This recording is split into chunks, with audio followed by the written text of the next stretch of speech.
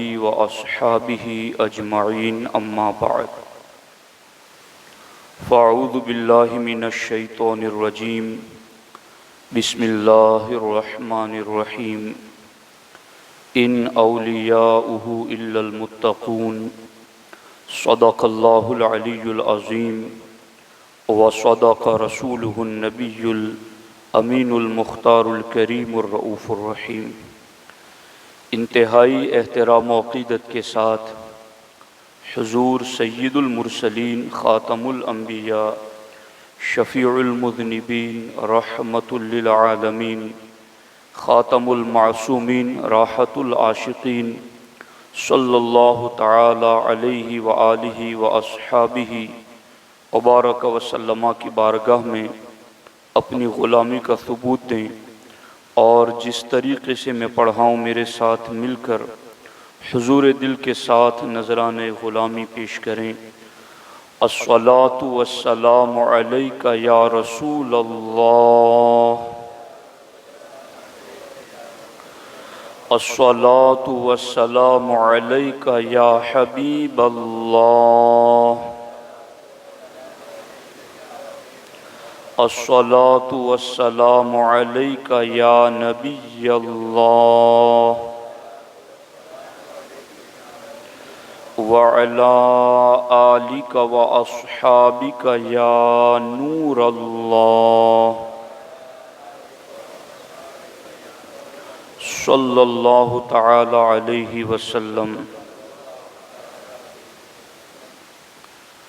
سمنا کا تخت چھوڑ کر غوث الورا ہوئے، سمنا کا تخت چھوڑ کر غوث الورا ہوئے، یوں سلطنت کے ترک نے سلطان بنا دیا۔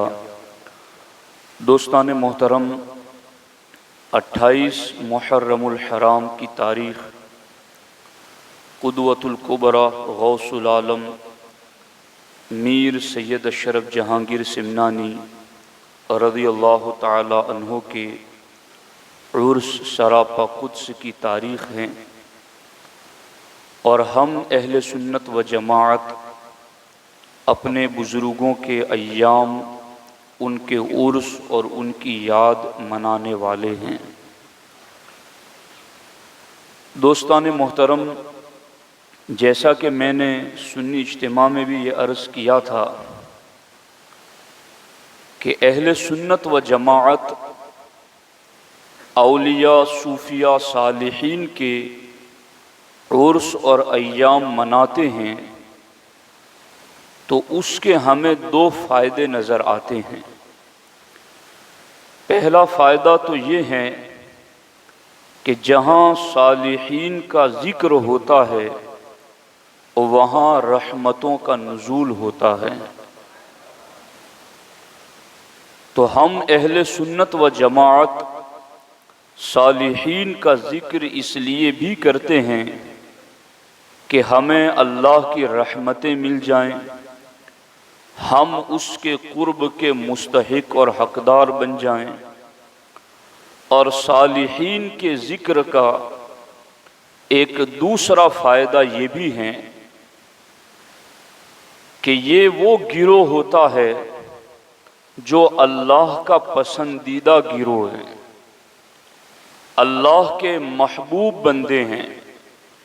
ان کی زندگی ہم سنیں، ان کا کردار ہم سنیں اور اس پر عمل کریں تو ہم بھی ان کے وسیلے سے رب کے محبوب بن جائیں۔ تو ان کی یاد منانے کے یہ 2 فوائد ہیں، اور اہل سنت و جماعت کو ان دونوں ہی فوائد پر بیک وقت نظر رکھنی چاہیے۔ اور اسی حوالے سے میں کچھ باتیں آج کے خطبہ جمعۃ المبارکہ میں آپ کے سامنے عرض کروں گا۔ دوستان محترم، دنیا میں رہ کر کے دنیا کے مختلف شعبۂ حیات سے، مختلف ڈپارٹمنٹ سے ہم سب کی زندگی جڑی ہوئی ہیں۔ کوئی کاروباری ہیں، کوئی کاشتکار ہے، کوئی کسان ہے، کوئی دکاندار ہے، کوئی پڑھتا پڑھاتا ہے، اس طرح زندگی کے مختلف شعبوں سے ہر ایک کی زندگی جڑی ہوئی ہیں۔ حضور قدوۃ الکبریٰ سلطان الطارقین سید اشرف جہانگیر سمنانی رضی اللہ تعالی عنہ اور ان کے پیر حضور علاء الدین گنج نبات رحمت اللہ تعالی علیہ، ان دونوں کی زندگی ایک ہی زمانے میں، یعنی ان کی حیات دنیاوی تخت و تاج کے ساتھ بھی ان کی زندگی کا ایک حصہ وابستہ رہا، اور روحانیت کی سرداری کے ساتھ بھی ان کی زندگی کا ایک حصہ وابستہ رہا۔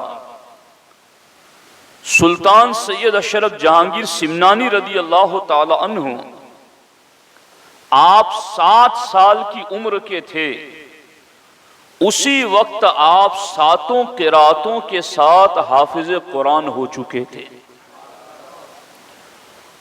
اور آپ 14 سال کی عمر کو پہنچے، اس وقت جتنے علوم عقلی اور نقلی پڑھائے جاتے تھے، آپ 14 سال کی عمر میں ان سارے علوم سے فارغ التحصیل ہو چکے تھے۔ اور اسی سال آپ کے والد محترم سلطان سید ابراہیم، اور میں پڑھ کے یہ بات بتا رہا ہوں کہ وہ بھی اپنے دور کے جید عالم بعمل تھے، سلطان سید ابراہیم رضی اللہ تعالیٰ عنہ جب سرکار مخدوم پاک رضی اللہ تعالی عنہ 14 سال کی عمر میں فارغ التحصیل ہوئے، تو اسی سال آپ کے والد محترم کا وصال ہوا، اور اس کے بعد آپ کو تخت و تاج پر بٹھایا گیا۔ ابھی میں اس پر آگے بات عرض کروں گا، اور آپ کے مرشد حضرت علاء الدین گنج نبات رحمت اللہ تعالی علیہ، وہ بھی اپنے زمانے میں بنگال کے جو مسلم حکمران تھے ان کے وزیر اعظم تھے۔ علاء الدین گنج نبات رحمت اللہ تعالی علیہ میں، یعنی پیر کا تعلق بھی زندگی کے ایک لمبے عرصے تک دنیاوی سلطنت سے رہا، اور ان کے مرید سلطان اشرف جہانگیر سمنانی کا بھی زندگی کے ایک لمبے عرصے تک دنیاوی سلطنت سے رابطہ اور واسطہ رہا۔ لیکن ان دونوں کی زندگی کو پڑھتے پڑھتے میں اس نتیجے تک پہنچا کہ یہ دونوں بزرگ جب دنیاوی تخت و تاج اور سلطنت پر براجمان تھے، اس وقت بھی ان کا روحانی رشتہ بہت مضبوط تھا۔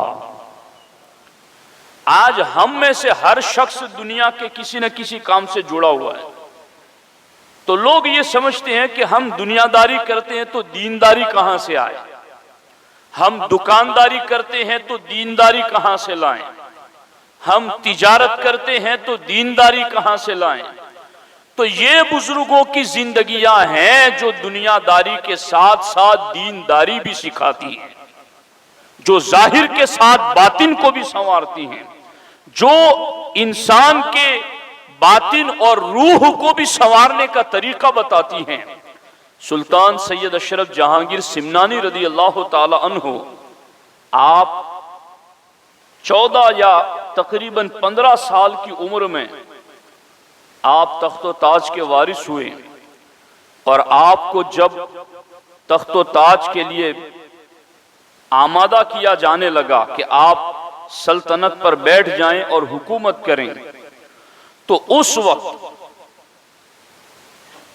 سرکار مخدوم پاک رضی اللہ تعالیٰ عنہ سے کہا گیا، اگرچہ طبع مبارکش بسلطنت راغب نبود، لیکن عمراء و وزراء سلطنت طوعاً و کرہن اورا بر تخت سلطنت شمنان نشانیدند۔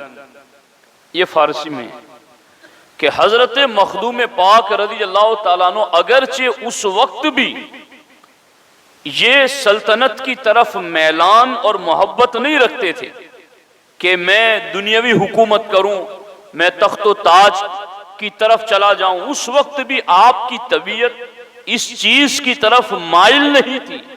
آپ نے خود حکومت دنیا کی طلب نہیں کی، لیکن وزیروں نے، مشیروں نے آپ کو چاہا نہ چاہا پھر بھی آپ کو تخت پر بٹھایا، اور سلطان سید اشرف جہانگیر سمنانی رضی اللہ تعالی عنہ نے تخت پر بیٹھ کر کے 10 سال تک عدل و انصاف اور امن و امان کی تعلیمات کو عام فرمایا۔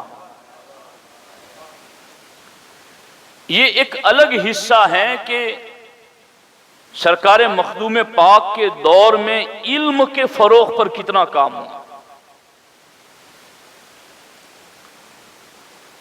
باضابطہ 2000 مدارس آپ کے والد محترم کے دور میں ان کی سلطنت میں چلتے تھے، اور کئی علماء مفتیان کرام اپنے پاس رکھتے جن کے ارشاد اور رہنمائی میں سلطنت کو آگے چلایا جاتا۔ سلطان سید اشرف جہانگیر سمنانی رضی اللہ تعالی عنہ جب آپ تخت و تاج پر براجمان ہو گئے تو اس کے بعد کیا ہوا؟ اب یہ تو قابل توجہ بات ہے، یہاں جو میری گفتگو کی جان ہے اور میں آپ کو جو سمجھانا چاہتا ہوں وہ یہ ہے کہ چھوٹی موٹی دکانداری یا چھوٹا موٹا بزنس اور کاروبار بھی اگر آج کوئی جوائن کر لیتا ہے تو اس کو وقت نہیں ملتا دین کے لیے، وہ بہانے کرتا ہے، ہیلے کرتا ہے، اور نہ جانے طرح طرح سے دین سے دوری بنائے رکھتا ہے۔ آپ سلطنت پر بیٹھے ہیں، مگر اس کے باوجود عالم کیا تھا؟ حضرت خضر علیہ السلام آپ کی خدمت میں آئے۔ یہاں بھی گفتگو ایک لمبی ہے کہ خضر کے حوالے سے کیا کلام کیا جائے، تو میں انشاءاللہ اس پر کبھی گفتگو کروں گا۔ حضرت خضر علیہ السلام آپ کی خدمت میں حاضر ہوئے اور کہا اگرچہ ترا از امور سلطنت فراغ حاصل نیست، اے اشرف اگرچہ تمہیں سلطنت اور حکومت سے فرصت نہیں ملتی ہے، پوری حکومت سنبھالنا ہے، اگرچہ تمہیں فرصت نہیں ملتی ہے، لیکن برسبیل اجمال ملاحظہ معانی نقش اسم اللہ بے توسط زبان در دل سنوبری می کردہ باش۔ حضرت خضر علیہ السلام نے آ کر کہا میں جانتا ہوں سلطنت کی ذمہ داریاں بڑی ہیں، آپ کو فرصت اور فراغت نہیں ہے، لیکن میں تمہیں یہ حکم سنا رہا ہوں کہ تم بغیر زبان کا سہارا لیے، بغیر زبان کو حرکت دیے ہوئے اللہ کا، لفظ اللہ کا جو معانی ہے اس معانی کے اجمال پر غور و فکر کرنا شروع کر دو۔ یعنی یوں کہ اللہ یہ ساری صفات کمالیہ کا جامع ہے، یعنی اللہ کے جتنے بھی نام ہیں دیگر وہ صفاتی نام ہیں، مگر اللہ لفظ یہ ذات کا علم ہے۔ جیسے مثال کے طور پر میں آپ کو یہ سمجھاؤں کہ کوئی شخص ڈاکٹر ہے، ماسٹر ہے، انجینئر ہے، عالم ہے، قاری ہے، تو یہ اس کی صفتیں ہیں، مگر اس کی ذات زید، عمر، بکر، یہ اس کی ذات کے لیے نام ہیں۔ تو حضرت خضر علیہ السلام نے آ کر کے کہا کہ میں جانتا ہوں کہ اے اشرف تمہیں سلطنت سے، حکومت سے فراغت اور فرصت نہیں ملتی، لیکن ابھی تمہیں یہ کام کرنا ہے کہ نقش اسم اللہ، اللہ کے نام کا نقش جو ہے اس کے معانی کو بغیر زبان کو حرکت دیے ہوئے دل میں جگہ دو، اور دل سے اس کے معانی کے اوپر غور کرو۔ اللہ کون ہے، اللہ کیا ہے، اس کی شان کیا ہے، بغیر زبان کو حرکت دیے ہوئے دل سے اللہ اللہ کرو۔ یہ آپ کو تعلیم دی اور فرمایا وہ واقف انفاس نیز می باید بود، اور تم اپنی سانسوں کی نگرانی رکھو، اور سانس اندر جائے تو بھی اللہ اور سانس باہر آئے تو بھی اللہ۔ یعنی زبان ہلائے بغیر تمہیں سانسوں پر بھی اللہ کا ذکر کرنا ہے، اور دل میں اسم اللہ کا نقش بٹھانا ہے، اور اسم اللہ کے اجمال پر تم نے گہرائی کے ساتھ نظر ڈالنی ہے۔ حضرت خضر علیہ السلام نے یہ تاکید کی کہ تم نے یہ وظیفہ کرنا ہے، اور پھر حضرت مخدوم پاک رضی اللہ تعالی عنہ نے یہ نہیں کہا کہ پہلے تو تم خود ہی بتا چکے ہو کہ مجھے سلطنت سے فرصت نہیں ہے تو میں یہ کام کیسے کروں، بلکہ سرکار مخدوم پاک رضی اللہ تعالیٰ عنہ نے رات دن اس عمل کو اپنا وظیفہ بنا لیا، اور 2 سال تک مسلسل آپ یہ وظیفہ کرتے رہے، جبکہ آپ سمنان کے بادشاہ تھے۔ تو ہمیں بھی تو اس سے کچھ سیکھنا چاہیے۔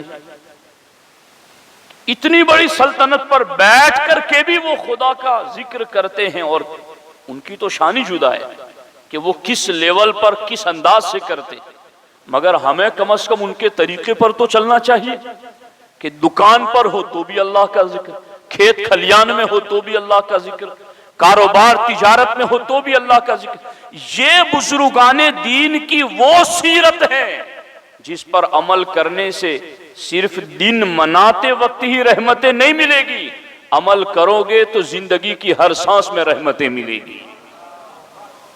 یہ ان کی زندگی کو اپنانے والا طریقہ ہے۔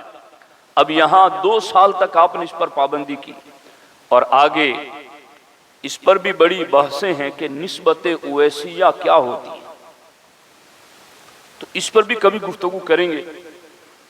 ابھی صرف میں اپنے ٹاپک کے حوالے سے صرف آپ کی توجہ چاہتا ہوں۔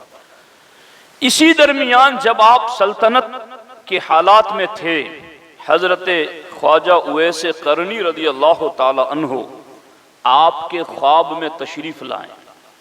حضرت اویس قرنی زیارت کا شرف بخشا اور کچھ ذکر و اذکار کی تعلیم دی، اور آپ کو کہا کہ یہ اویسی ذکر ہیں، تمہیں اس ذکر پر پابندی کرنی ہے اور عمل پیرا رہنا ہے۔ سرکار مخدوم پاک رضی اللہ تعالیٰ عنہ فرماتے ہیں، میں حکومت اور سلطنت سنبھالتے ہوئے بھی 7 سال تک اویس قرنی کے دیے ہوئے ذکر پر عمل کرتا رہا۔ تو کون کہتا ہے کہ دنیا میں رہتے ہوئے دین آباد نہیں ہو سکتا یا دین کا کام نہیں ہو سکتا؟ یہ ہیں کہ اتنی بڑی ذمہ داری، سلطنت سنبھالنا کوئی معمولی کام ہے، اس کے باوجود بھی اللہ کی یاد سے غافل نہیں ہے۔ بزرگوں کی زندگی کا یہ طریقہ وہ ہے جس پر آج عمل کی طرف توجہ لوگوں کی نہیں ہے، اور میں اس پر ایک ایسی زبردست بات آپ کے سامنے پیش کرنا چاہتا ہوں، چونکہ تقریباً 400-500 صفحات پڑھنے کے بعد یہ موتی ہم آپ کے سامنے لا کے رکھتے ہیں، کئی دن گزر جاتے ہیں ان چیزوں کو پڑھتے پڑھتے۔ اب میں آپ کے سامنے جو بات رکھ رہا ہوں اس کو غور سے سننا کہ سرکار مخدوم پاک رضی اللہ تعالی عنہ اس کو لطائف اشرفی میں لطیفہ نمبر 6 میں اس چیز کو حضرت خواجہ نظام الدین یمنی علیہ الرحمٰن نے لکھا ہے۔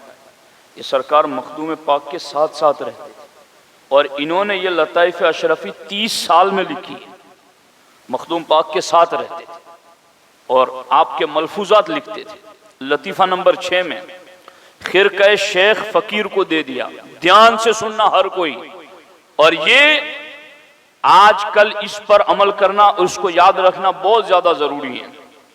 دیکھنا یہاں پر سرکار مخدوم پاک رضی اللہ تعالیٰ عنہ فرماتے ہیں کہ جب بندے ناچیز، مخدوم پاک اپنے بارے میں، کہ جب میں ناچیز فقیر مخدومی و مخدوم عالم پیشوائے بنی آدم حضرت شیخ علاء الدین رحمت اللہ تعالی علیہ کی خدمت میں باریاب ہوا، حاضر ہوا، اور حضرت کی ظاہری و باطنی نگاہوں سے مجھ کو خصوصی فیضان ملا، تب حضرت نے طرح طرح کے خاص لباس، خرقے اور دوسرے تبرکات مجھے عطا فرمائے۔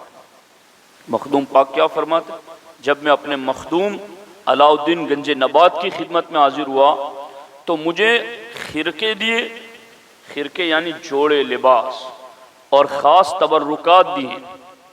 مخدوم پاک فرماتے تو میں نے اسی دن وہ خرقہ اور دوسرے تبرکات ایک فقیر کو دے دی،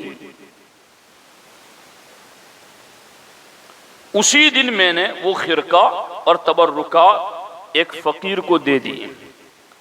مخدوم پاک لکھتے ہیں بعض متعلقین یعنی بعض رابطے میں رہنے والے، انہوں نے جو مجھ سے کدورت رکھتے تھے اور روئے غصہ و حسد و تانا زنی شروع کر دی، انہوں نے مجھ سے حسد، بغض اور تانا زنی شروع کر دی کہ ذرا اس کو دیکھو، پیر کا خاص خرقہ دوسرے کو دے دیا، ایسا بھی کہیں ہوتا ہے؟ دھیان سے سننا، اس بات بڑے بڑے مسئلوں کا حل ہے، اور میں اس پر تبصرہ کروں تو 1 گھنٹہ گفتگو ہو صرف اس واقعے پر، لیکن صرف آپ کی سرسری توجہ دلانا چاہتا ہوں اس پر۔ جب یہ بات کی گئی کہ کہیں ایسا بھی ہوتا ہے کہ پیر کا خاص خرقہ دوسرے کو دے دیا، ایسا بھی کہیں ہوتا ہے، ان لوگوں نے یہ بات حضرت شیخ تک پہنچا دی۔ مخدوم پاک کہتے ہیں میرے مرشد تک یہ بات پہنچا دی۔ حضرت مرشد نے فرمایا کہ اشرف کوئی ایسا کام نہیں کرتا جو لغو اور بے معنی ہو۔ اللہ اکبر، اللہ اکبر، اللہ اکبر۔ اشرف کوئی ایسا کام نہیں کرتا جو لغو اور بے معنی ہو۔ اللہ اکبر۔ تم لوگ خود ان سے دریافت کرو کہ انہوں نے ایسا کیوں کیا۔ اب وہ بھی مخدوم تھے، جن کو شک ہے وہی پوچھے تاکہ شک ان کا ہی دور ہو جائے۔ کہا تم خود ہی پوچھو، دریافت کرو۔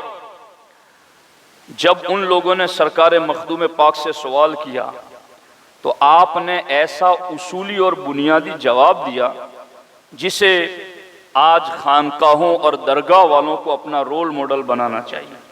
اس جواب کو جو مخدوم پاک نے دیا ہے، آپ نے فرمایا جو لباس و خرقہ میں نے اس فقیر کو دیا تھا، کیا وہ عین پیر ہے یا غیر پیر؟ وہ لباس جو پیر نے دیا تھا، کیا وہ لباس پیر ہیں یا وہ غیر پیر ہیں؟ یقیناً وہ غیر پیر ہیں، اور پیر کی نظر غیر پر نہیں ہوتی۔ یہ لطائف اشرفی کا ترجمہ پڑھ رہا ہوں۔ اور پیر کی نظر غیر پر نہیں ہوتی، اور مرید کو کیا کرنا چاہیے؟